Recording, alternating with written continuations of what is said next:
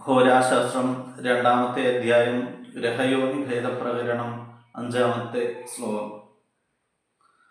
വർണ്ണസ്താമ്രസിതാതിരക്ത ഹരിത വ്യാപീത ചിത്രാസിത വന്യംബഗ്നിജകേശവേന്ദ്രശചികാ സൂര്യാദിനാഥപ്രമാത് പ്രാഗാദ്യ രവി ശുക്രലോകിത തമസൗരേന്ദുവി സൂരേഹ ക്ഷീണേന്ദർക്കമഹീസുധാർക്കതനയാ പാപാബുധസ്തൈത്യുതഃ.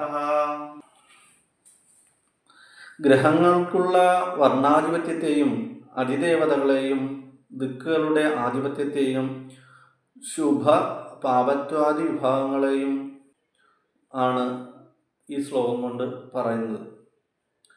ആദിത്യൻ ചെമ്പു നിറത്തിൻ്റെയും ചന്ദ്രൻ വെളുപ്പിൻ്റെയും ചൊവ്വ കടും ചുമപ്പിൻ്റെയും ബുധൻ തത്തയുടെ നിറം പോലുള്ള പച്ച നിറത്തിൻ്റെയും വ്യാഴം മഞ്ഞയുടെയും ശുക്രൻ നാനാവർണ്ണത്തിൻ്റെയും ശനി കറുപ്പിൻ്റെയും കാരകന്മാരാകുന്നു.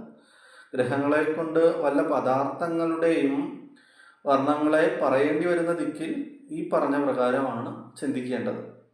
ആദിത്യൻ്റെ അതിദേവത അഗ്നിയും ചന്ദ്രൻ്റെ ജലവും ചൊവ്വയുടെ സുബ്രഹ്മണ്യനും ബുധൻ്റെ വിഷ്ണുവും വ്യാഴത്തിൻ്റെ ഇന്ദ്രനും ശുക്രൻ്റെ ഇന്ദ്രാണിയും ശനിയുടെ അതിദേവത ബ്രഹ്മാവും ആകുന്നു. ചാരവശാൽ ഗ്രഹപ്പിഴയുള്ള കാലത്ത് അതിൻ്റെ നിവർത്തിക്കായി അതാത് ഗ്രഹത്തിന് മേൽപ്പറഞ്ഞ പ്രകാരമുള്ള ദേവതകളെയാണ് അർച്ചന നമസ്കാരം മുതലായവയെ കൊണ്ട് പൂജിക്കേണ്ടത്. ലഗ്നാൻ 9-ാം ഭാവാധിപൻ്റെയോ അല്ലെങ്കിൽ ബലവും ഇഷ്ടസ്ഥിതിയുമുള്ള മറ്റേതെങ്കിലും ഗ്രഹത്തിൻ്റെയോ അതിദേവതയെ ഇഷ്ടദൈവമാക്കി സേവിക്കുന്നത് സമ്പൽക്കരവും മറ്റുമാണെന്നും പറയാവുന്നതാണ്.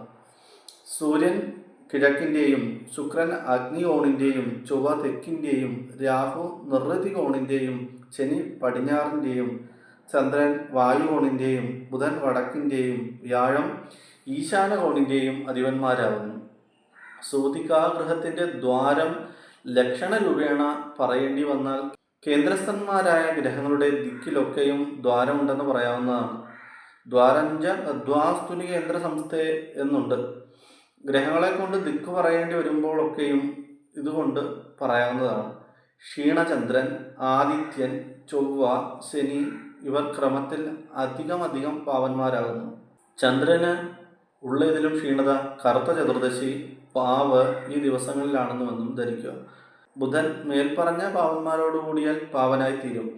അപ്പോൾ കേവലം ബുധനും ബലവാനായ ചന്ദ്രനും ഗുരുശുക്രന്മാരും ശുഭന്മാരാണെന്നും വന്നു.